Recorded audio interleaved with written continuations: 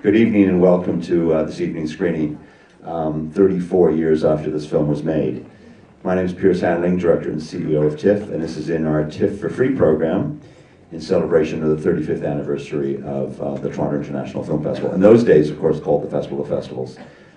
Just would like to start out by thanking our lead sponsor, Bell, our major sponsors, RBC and BlackBerry, and our major public supporters, the Government of Ontario, Telefilm Canada, and the City of Toronto.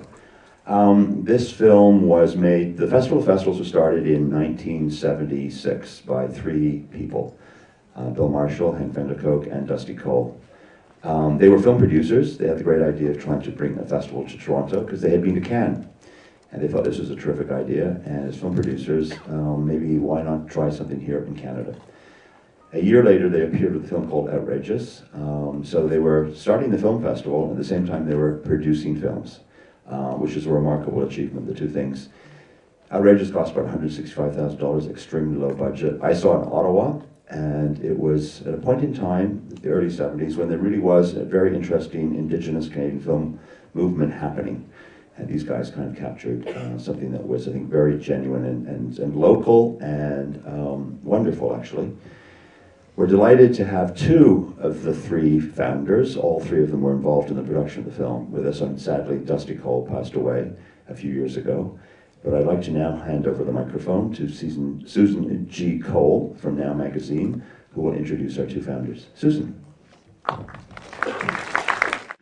Just to give you a little bit of a context for this film, I think it's important to remember that when this movie was made, as Piers was saying, there was an Indigenous film movement, but not really a spectacular queer cinema as such.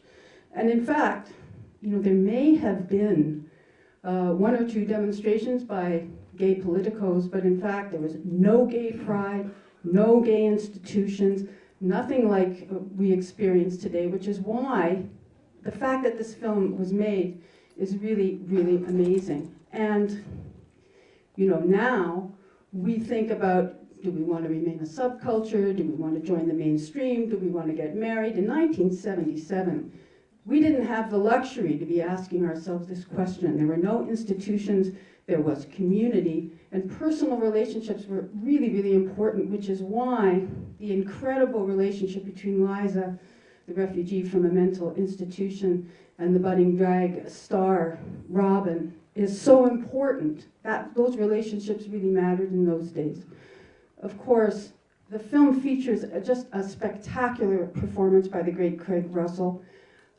Please note that, he's singing, none of this lip-syncing stuff in those days, and he was even singing in the keys in which the songs were performed, and that includes those sung by Barbra Streisand. I have been actually quite critical of the drag scene, feeling that it really hasn't developed that much since Craig was the center of that scene. And in fact, when I go to drag performances now, I keep saying, you're imitating Craig Russell. It really is an astonishing performance. We are gifted to have two of the producers of the film with us tonight, both of whom, as Piers said, were co-founders of this festival. The great Bill Marshall and Hank Vanderkook, and I'm really proud to turn the microphone over to them both at this time. Celebrate these gentlemen with me, will you please? Well, as always, Vanderkook sitting in the front row enjoying himself. I get to do the work. When we made this film, I had read the script and said it's wonderful, but there is nobody who could do this part, so we're not interested in doing it. And then I was watching Brian Linehan, and Craig Russell came on. So I called Hank and I said, well, good news, we could actually make this film. And he said, what's it about again? I said, well, it's a gay hairdresser and his mad as a hatter girlfriend escaped from a lunatic asylum. And he said, hot for Dama. I said, what will my family say?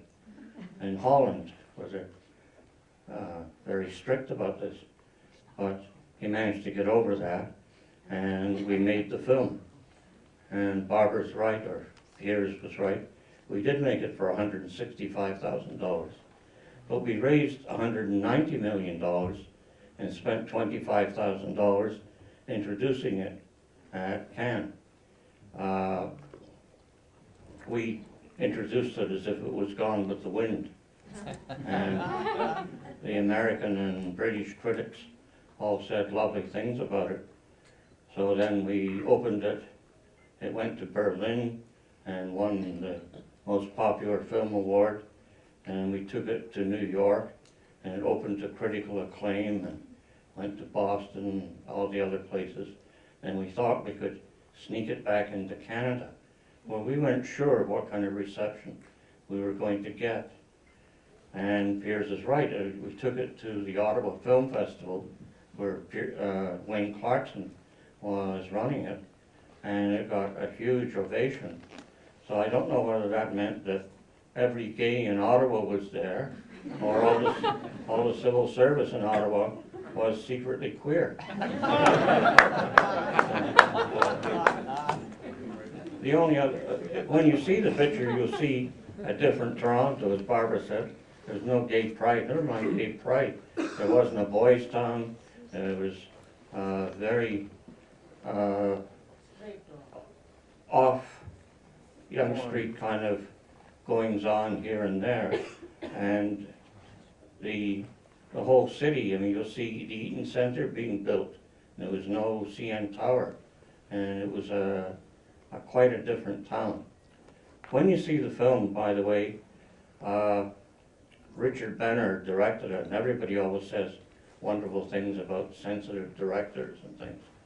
He wrote a beautiful script and then directed it as if he was making a hamburger. And he had a DOP who was totally incompetent other than being hammered into submission by the people around him. I couldn't stand the director or the DOP, so Hank had to go to the set every day and tell them what we wanted.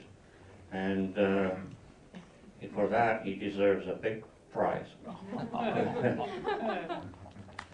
So what you're going to see is, I unashamedly tell you, is the producer's cut of Outrageous. Thank you.